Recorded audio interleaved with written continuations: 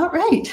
And we are live. Welcome, everybody, to our very first Killer Author Club of 2025. We've got a fantastic plan for you, and we're beginning with the dynamic duo of Elizabeth McCullough Keenan and Greg Wands. So we'll be asking all about trust issues in just a minute. So grab your cocktail and your list of questions for Killers Elizabeth and Greg, and we'll see you on the flip side. Welcome to the Killer Author Club.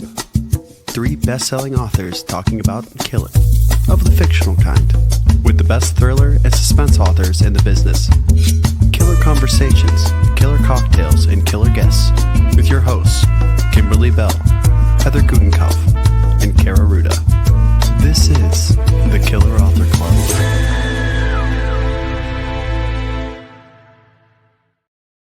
Yay. Hi, everybody. And hello to our new members and to the Killer Author Club OGs online or listening to the podcast. We are so glad to welcome you to the club. I'm Killer Kara Ruda. I'm Killer Kimberly Bell. And I'm Killer Heather Gutenkopf. And tonight we have Killers Elizabeth and Greg here with us to answer every burning question about trust issues. We all loved the book. We have tons to talk about along with all the usual killer fun. Speaking of fun, here's our shameless plug. How about some fun in your inbox? The Killers have a newsletter only once a month, so we won't spam you, promise. So sign up today at killerauthorclub.com. Also, if you can't get enough of our live shows, we now have Killer Postmortem, otherwise known as the After Show, and it's only on the Killer Author Club podcast. Tonight's show will be available on your favorite podcasting app this Friday, and also killerauthorclub.com. Okay, enough of that. Kimberly, will you please introduce our special guest? I would love that. Elizabeth McCullough Keenan and Greg Wands are internationally best-selling novelists whose work has been featured in Entertainment Weekly, Buzzfeed, PopSugar, and numerous other media outlets. They are the co-creators and co-hosts of the podcast Imposter Hour with Liz and Greg. The show explores the imposter syndrome that plagues creatives. Oh, what do you mean? And how it influences their lives and work. Elizabeth, a 2-decade publishing veteran, lives in Pennsylvania with her husband and son. And Greg, who writes for the screen in addition to the page, grew up in Sag Harbor, New York, and now calls Manhattan home. Congrats, Elizabeth and Greg, and welcome to the Killer Author Club Hot Seat. Thank you so much. It's so great to be here, Killers. Thanks for having us. We're excited to have you, and we have so many questions about trust issues, but could you start with giving us a brief little elevator pitch for the book? Sure. We'll give you a little 1-2 punch because there's 2 of us. So our cinematic elevator pitch is Catch Me If You Can meets Knives Out with a splash of Mr. Robot. Mm-hmm. I agree with that. Love it. And I'll give you a brief plot synopsis. It's hard to call them protagonists, but our main characters, Hazel and Kagan Bailey, who are adult siblings, they have a somewhat strained relationship and are somewhat estranged from their mother, Janice, who at the onset of the book dies under suspicious circumstances. Janice's husband, Perry, who the siblings have never really taken too much time to get to know, but have always been somewhat leery of, shortly thereafter, after Janice's death, absconds with the siblings' inheritance. So basically, this sets them on the path of the story, which involves a road trip and a revenge plot, trying to sort of find Perry and get their comeuppance and retrieve their presumed inheritance. Along the way, they run into kind of the last family member they suspected, and that veers this onto a very, very different course. So I would say trust issues, it's a con man story, it's a family story, it's a road trip story, and it also has somewhat of a surprising redemption arc at the end. Well, we loved it, and readers get chatty and start dropping in your questions in the comments for us to ask of our killer guests. But first, it's time to talk about this episode's special drink. Yes, the Killers, we love our killer cocktails and mocktails and tasty drinks. So every episode, we ask our killer guests to come equipped with their favorites. So the recipe for tonight's drink and all the other killer cocktails from past episodes can be found at killerauthor.com under the Killer Cocktails tab. So killers Greg and Elizabeth have chosen the Gimlito as their special drink tonight. And here it is. Can you tell us why you chose this specially named drink? So Liz actually gets credit for this. It was in her chapter that this drink materialized. It is a combination of a gimlet and a mojito. And Kagan, who's the brother who I mentioned earlier, spends a lot of the action of the book addled. And at this point in the story, they've checked into a hotel in Boca Raton. He has taken some liberties with the hotel mini bar and has decided to play bartender in order to impress someone who's dropped by that he's looking to impress. And this is what he's come up with. So, salud. So cheers and congratulations on another fabulous read. We loved it. Thank you. So you actually invented this drink, I Elizabeth? mean, we just combined two. Yeah. Combined two Liz, drinks. I'll let you talk about the moment. No, I mean, it was a imagined, we have this kind of problematic drinker among other things, Kagan, and I think he was trying to figure out how he could get even more booze into one glass. So why not combine two classically heavily boozed drinks? Love it. So the Killer started the Killer Author Club 2 years ago so that readers like you can interact with some of the best suspense and thriller authors in the business.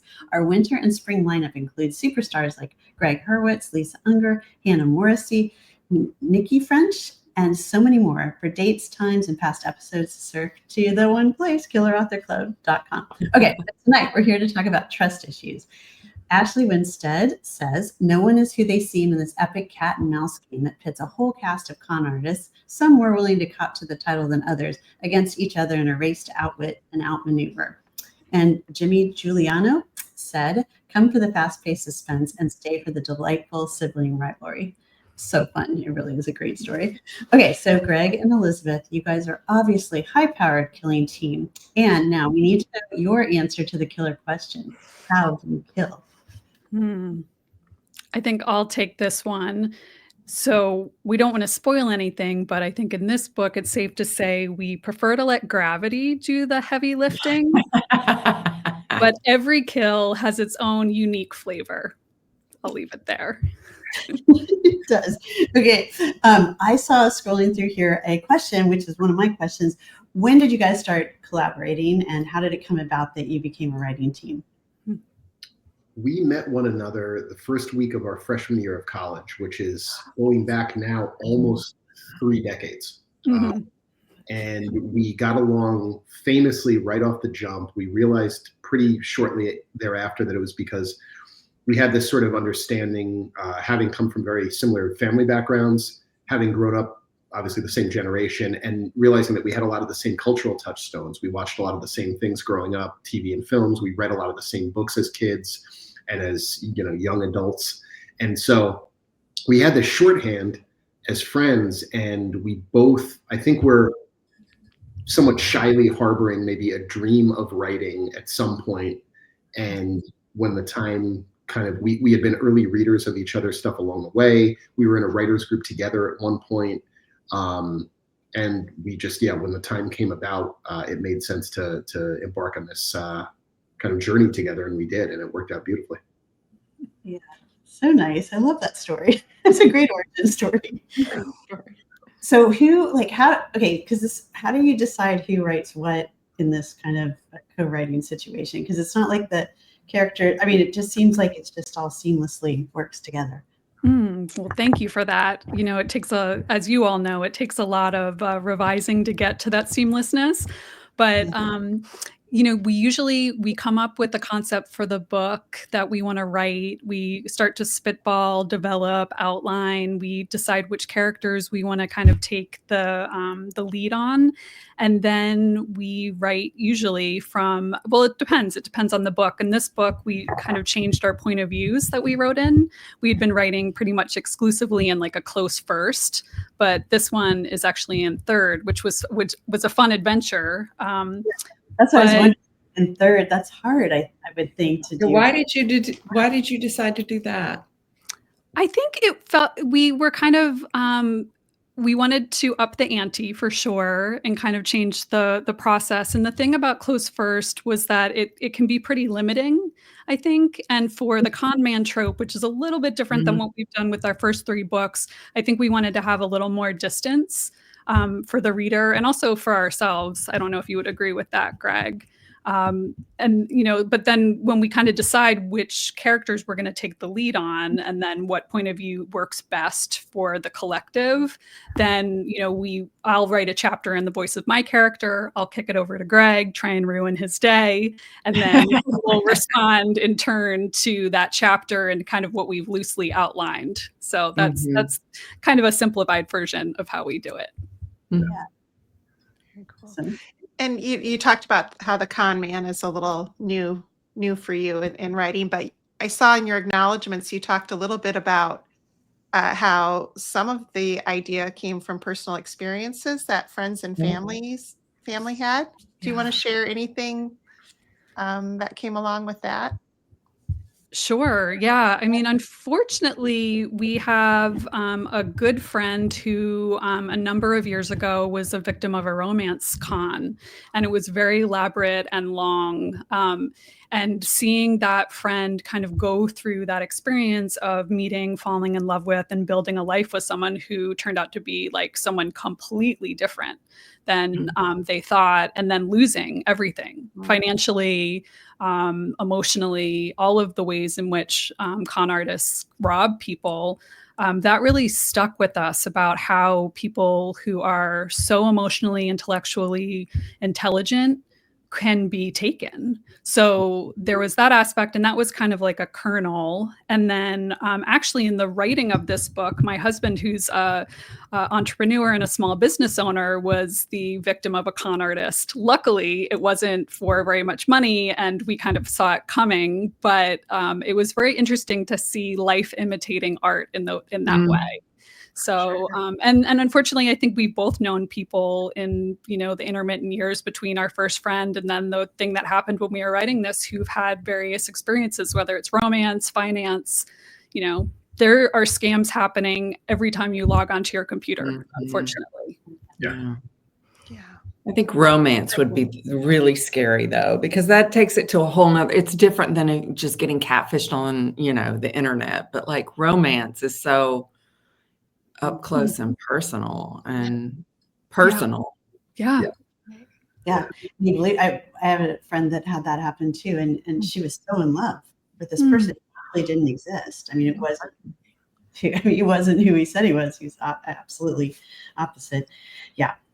So, oh, you know what I loved too is the double entendre with the title, with the trust. You know, they're all after the money and the trust, and then they all have complete trust issues. Right. Did you guys come up with that, or was that something the publisher did? Or we actually, as often happens, as I'm sure you guys have been through the process of, is, you know, sometimes we'll have a working title. Occasionally that working, I think maybe the one time for us, the second book that we had, In Case of Emergency, we were sort of amazed. We came up with the title and we're amazed it hadn't been taken already. The other, I think all 3 of the other ones have been kind of by committee. And this one was actually, this was by committee with Dutton. Somebody had thrown that idea into the pot. We had a couple of working titles. One was Confluence, which Liz came up with, which had a kind of a fun double meaning as well. Yeah. But then when they threw trust issues back our way, it just, as you said, I mean, it just works on both of those levels so cleanly that we just, everyone jumped on that one. Yeah, it was great. It's a great title. Thank you. And everyone has trust issues, so we're hoping that everyone will buy it. Maybe people will mistake it as a self-help book. Right, exactly. Which I guess in a way, I guess it's a cautionary self-help book if you, read it in a certain light. So yeah. And I got such a kick out of the siblings. I mean, it's so much fun, but oh man, I have 5 older brothers and sisters, and our shenanigans, but these 2 really take the cake. But they're very damaged for many reasons. And we meet Hazel, and she has an interesting way of earning money. And they all have their addictions, and for her, it's her phone and screen time, which I think in the book, you talked a little bit about how she was always reaching for her phone. And then like, while I was reading, I was reaching for my phone. I'm like, oh my goodness, me and, Hazel and I might have something in common. But tell us a little bit about the siblings and where they came from. Well, Heather, I just wanted to say that I identify with that. I was reaching for my phone as I was writing that, so it's real. I think we definitely were excited to write from the sibling perspective. Both Greg and I are one of 3 siblings, although our relationships with our siblings and our actual siblings are very different than the characters in the book. But we also really appreciated, and I should back up and say, like, to an extent, Greg and I have a sibling relationship. We've been friends for so long through so many aspects of our lives. And as he mentioned, we were both children of divorce. We had similar family dynamics. So we were really interested in unpacking the kind of ways in which siblings can both like embolden each other, lift each other up, but also like manipulate and just cut right to the quick, because they know all of the emotional passwords. They know all of the, the kind of self-destruct stuff that comes along with family dynamic.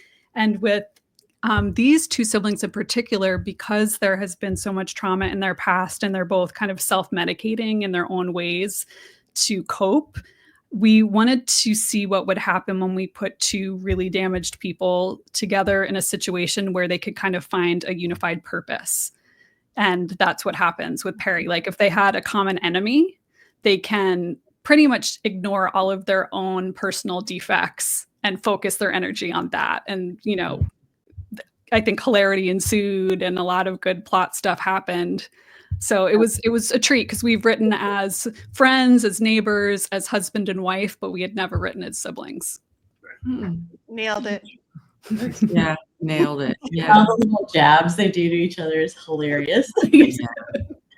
I love a book where you can laugh, especially in a thriller, because it doesn't always have, they're not always humorous, but this one was very funny. Yeah. Good. Hilarity ensues. I'm looking for some of the questions. There are still a lot of questions about writing together, and now I lost it. There was someone who asked, I'll find it back, about the challenges of writing together. And as a co-author, I'm always interested in that too. Like, what do you do? Do you use rock, paper, scissors to things, or how do you decide? We kind of, I think, because we've known each other for a long time and because we're dear friends, we just have a very, we have a respectful and very open line of communication, which, in our friendship and relationship, but then also now in our professional relationship, our creative collaboration. And I think what we do, because Liz alluded to this earlier, we have this back and forth volley style. So I write a chapter, I kick it over to her, and we do structure the thing pretty loosely up front. And we do that specifically so that there are options along the way and a lot of room along the way for, if one of us comes up with an idea, we kind of throw it in there without necessarily alerting the other person. And that's where a lot of the fun is. It has a sort of an improvisational style. So we're just kicking ideas back in all the time. It's almost like the way we write, it's almost replicating the experience of reading a thriller, because I don't know what's going to happen in the next chapter. I can write one and I can throw it her way, but I don't know how she's going to come back on it. So she can double back and throw a twist in that I hadn't anticipated whatsoever. And then part of the challenge of that, and also the fun of that, is to try and pick up on that thread and then see where we can take that thread. And more often than not, sometimes we'll write ourselves into a corner where it just doesn't quite jive and we have to do that. But we have a pretty good, I think we have a very respectful style, just saying like, this is great, but maybe it doesn't work here. And sometimes we'll put stuff aside and sometimes we're able to work it into something else. But more often than not, it does work. And I think that the reason it works as well as it does in most cases is because we come in with that respect for one another and wanting to make the story work, in these things that we throw in, and wanting it to be the best story ultimately that it can be, and the most fresh and dynamic, and kind of have that sort of improvisatory high wire feel to it. Because I think as a reader, that's one of the things that we both love as readers of thrillers as well. Yeah, you're kind of pantsing along the way, really. Yeah, there's a bit of that. Yeah, I love that. Yeah. Yay. Answers. I see you're a pantser as well. Yes. Yeah. I mean, Kimberly's a very big plotter, and Heather's learning how to plot, and they're both trying to help me learn how to plot a little bit. But I'm a pantser at heart for sure. Yeah. Okay. So you guys bring a good balance to your trio. I like that. Yeah, Thanks, bro. I think so. I think so too. We have fun, that's for sure. Yeah. And Lecha asks, how many books have you guys done together? Because this is what, your third? This is our fourth book together. Fourth. Wow. Yeah, our first three books are under a pseudonym. Our pen name is E.G. Scott, which is the combination of our two first initials and then Greg's middle name. And we did that for a number of reasons. And then for this book, our fourth, we are writing under our own names, which is really exciting. And, you know, we figured if we're writing about a con man and we're writing about kind of showing truth and authenticity, we need to do it ourselves. So we're writing as the real selves. Wow, so you're going to step into the spotlight. All right. I like it. Well, and you mentioned a little bit about Imposter Hour. Tell us about your podcast. Ooh. Okay, well, as with I think you'll sense a pattern in this conversation. As with most of our creative partnership, Liz usually comes up with the good ideas, and then I just kind of zoom right along and am able to ride her coattails. So we were in that sort of mid point in the process where we've turned in the manuscript, but the books, our pub day is like months and months out. Mm-hmm. And for both of us, I think, we talk about this a little bit, like momentum is such a great, the more you can harness momentum in writing or any sort of creative field, the more that kind of carries you through and keeps you fresh and keeps you engaged. And so Liz had this idea of, talking to, you guys and talking to other thriller writers, either at Thriller Fest or at a book event or on a panel or whatever else it is, or on a podcast. The idea of imposter syndrome was just one of these things that kept coming up, right? We realized, everyone has a version of it. And I think in the creative arts, especially, you don't necessarily have a delineated path in terms of your career and what those parameters of success are necessarily. And so it's just really interesting always to kind of hear what everyone's unique take on that is. And so Liz had this great idea of, well, why don't we do a podcast? And it's basically just an excuse to have a hangout with writers that we would want to talk to anyway. And a really good entry point could be everyone's experience with imposter syndrome. Mm-hmm. Also then, because we're in the thriller space, often writers are writing about imposter characters. So that's another way in. Or in some cases, if somebody has had a real life experience with an imposter, that can make for an interesting story or anecdote.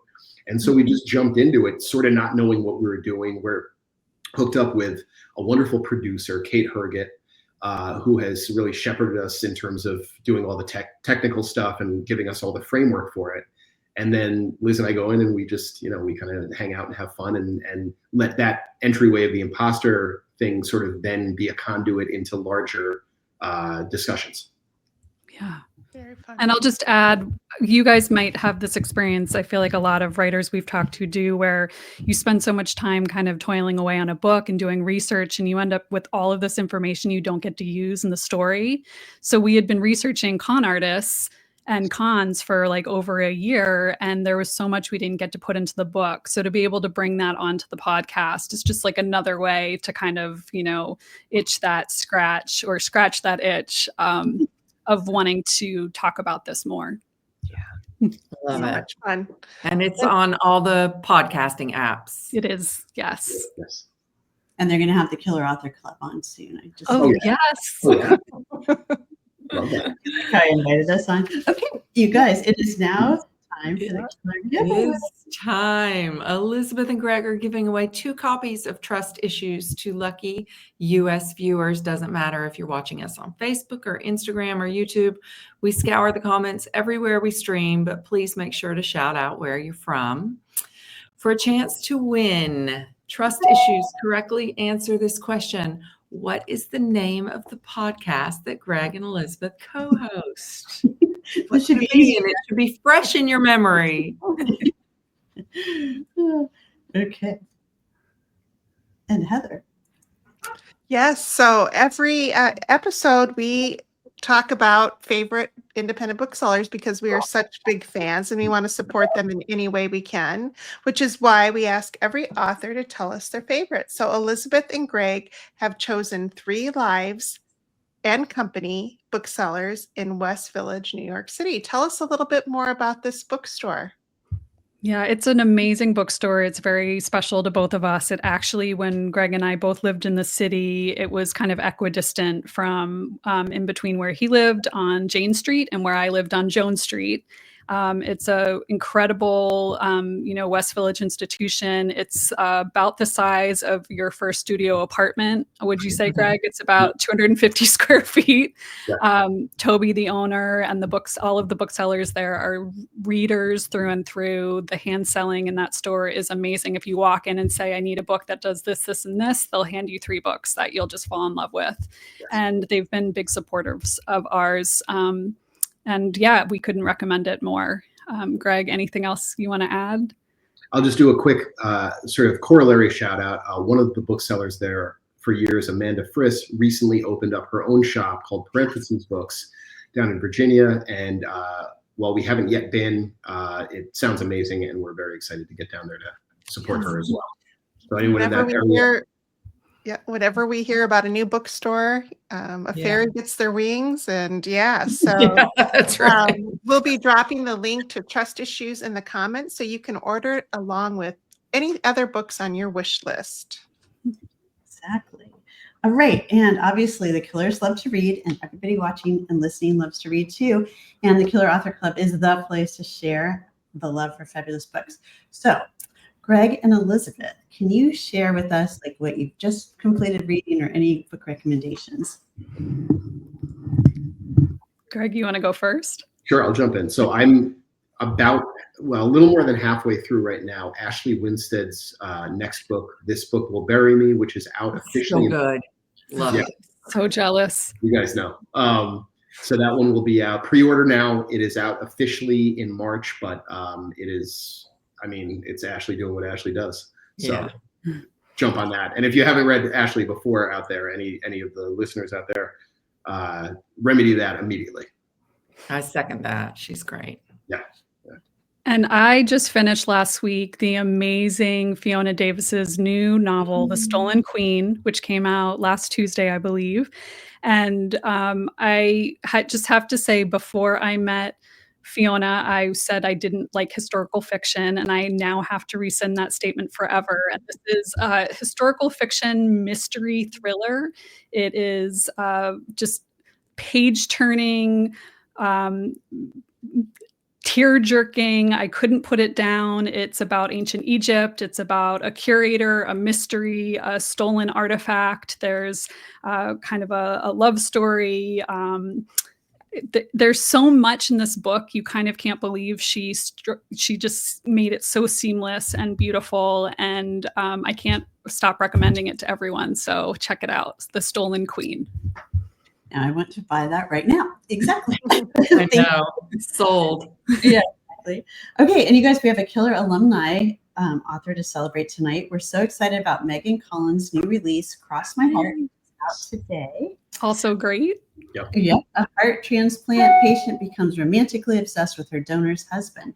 She has his wife's heart. The one she wants is his. Megan's giving away 1 copy, so be sure to shout out in the comments if you'd like to be entered. That's a great premise. Yeah, it is.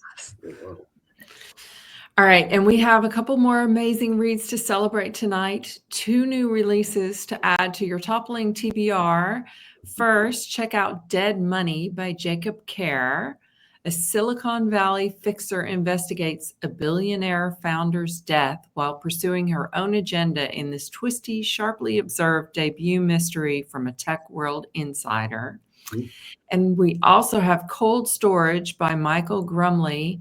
When Army veteran John Reef is revived in the back of a dilapidated ambulance, he finds himself on the run from a shadowy organization that's desperate to take him back. We have 3 copies of Dead Money and 1 of Cold Storage to give away to lucky U.S. viewers. You know the drill. Drop a comment if you'd like to be entered for any or all of these books. And remember to tell us where you're from. Good luck. And don't forget to check out the killer's latest books. Find out what the nanny saw in the sequel to Kara's The Second Mrs. Strom. And Heather's latest Everyone is Watching is Big Brother Meets Clue, and a reality show gone horribly wrong. And Paris is always a good idea, and so is Kimberly's The Paris Widow, about a dream vacation gone awry. So good. So good. So, and it's that time of the show where membership has its privileges. So if you're on Facebook, check out our private members only group called the Killer Author Club, where all the killer magic is found, like giveaways. So every episode, the killers choose a name from the hat to win a piece of swag: t-shirts, mugs, candles, totes, hats, all of which can be found at killerauthorclub.com. Thank you, Greg. And tonight's winner is Bubba Wilson. So Bubba, make sure that you contact one of the killers and send us your address, and we'll send you some Killer Authors swag your way. And folks, if you'd like to throw your name into the hat to win some swag, all you have to do is become a member of the Killer Author Club Facebook group. The link is coming to you in the comments. Okay. All right. And Greg, Elizabeth, we have great news for you.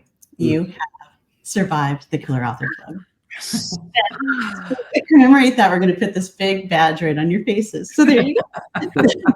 It's an honor. It is an honor, yes. And very few survived, so we're really glad you guys did. So could you guys tell us where our listeners and viewers can find you when you're not here on the Killer Author Club? Sure.